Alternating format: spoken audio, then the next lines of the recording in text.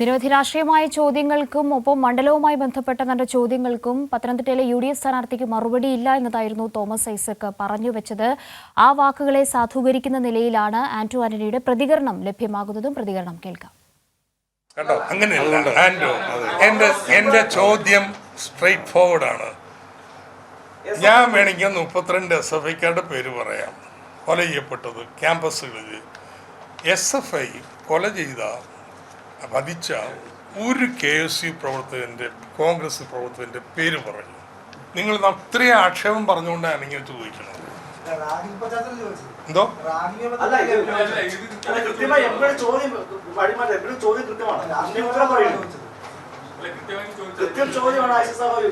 പോട്ടെ, ഈ ചോദ്യം പോട്ടെ.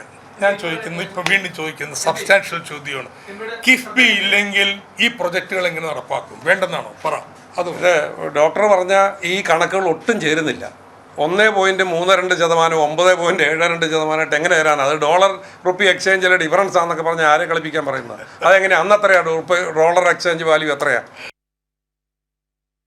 പത്തനംതിട്ടയിൽ നിന്ന് സുജു കൂടുതൽ വിവരങ്ങളുമായി ചേരുന്നുണ്ട്. സുജു, മാധ്യമപ്രവർത്തകരുടെ ചോദ്യങ്ങൾക്ക് മുന്നിൽ ഉത്തരം മുട്ടുന്ന ആന്റോ ആന്റണിയെ കണ്ടു. അതിനുശേഷം ഡോക്ടർ തോമസ് ഐസക് നേരിട്ട് ചോദിച്ച രാഷ്ട്രീയ വിഷയങ്ങളിലും അല്ലെങ്കിൽ മണ്ഡല വികസനവുമായി ബന്ധപ്പെട്ട വിഷയങ്ങളിലടക്കം ആന്റോ ആന്റണിക്ക് കൃത്യമായ ഉത്തരമില്ല എന്നത് നമ്മളിപ്പോൾ പ്രതികരണത്തിൽ കൂടി തന്നെ കണ്ടു മനസ്സിലാക്കിയിരിക്കുകയാണ്.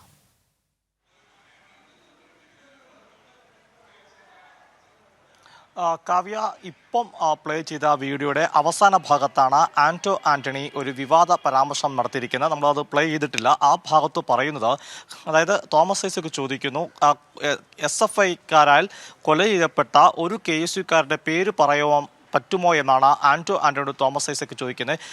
SFIക്കെതിരെ രൂക്ഷ വിമർശനം ആന്റോ ആന്റണി നടത്തിയ സമയത്താണ് ഇത്തരമൊരു ചോദ്യം തോമസ് ഐസക് ചോദിക്കുന്നത്. അതായത് SFIക്കാർ കൊലപ്പെടുത്തിയ ഒരു KSU നേതാവിൻ്റെ പേരെങ്കിലും പറയുവാൻ പറ്റുമോ എന്ന് ചോദിക്കുമ്പോൾ ആന്റോ ആന്റണി പറഞ്ഞത്, ശനിയാഴ്ച ദിവസം നടത്തിയ മുഖാമുഖത്തിൽ വെല്ലുവിളിച്ച് മറുപടി നൽകുന്ന നാളെ പ്രസ് ക്ലബിൽ ഇതേ സമയത്ത്, അതായത് 12 മണിക്ക് ശനിയാഴ്ചയാണ് പ്രസ് മീറ്റ് നടത്തുന്നതെങ്കിൽ, നാളെ മുഖാമുഖമെങ്കിൽ നാളെ, അതായത് ഞായറാഴ്ച ദിവസം 12 മണിക്ക് വാർത്താ സമ്മേളനം വിളിച്ചുകൊണ്ട് SFIക്കാർ കൊലപ്പെടുത്തിയ KSU നേതാക്കളുടെ പേര് പറയാമെന്നാണ് ആന്റോ ആന്റണി പറഞ്ഞിരുന്നത്.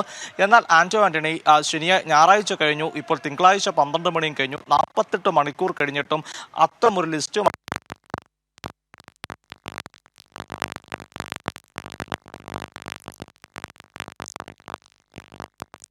ശരി, സുജുവിലേക്ക് മടങ്ങിയെത്താൻ നേരിയ സാങ്കേതിക തടസ്സമുണ്ട്. എന്തായാലും ചോദ്യങ്ങൾക്ക്, അടുത്തിരുത്തിയുള്ള ചോദ്യങ്ങൾക്ക് പോലും വളരെ കൃത്യമായ മറുപടി പറയാനോ നേരത്തെ ഉന്നയിച്ച ചോദ്യങ്ങൾക്ക് ലഭിച്ച മറുപടിക്ക് മേൽ മറുപടി പറയാനോ ആന്റോ ആന്റണിക്ക് കഴിയുന്നില്ല എന്നുള്ളതാണ് ഈ ഘട്ടത്തിൽ ഏറ്റവും ശ്രദ്ധേയമായ കാര്യം. ആ നിലയ്ക്കുള്ള പ്രതികരണമാണ് ഇടതുമുന്നണി സ്ഥാനാർത്ഥി ഡോക്ടർ TM തോമസ് ഐസക്കും ഈ ഒരു ഘട്ടത്തിൽ നടത്തിയത്.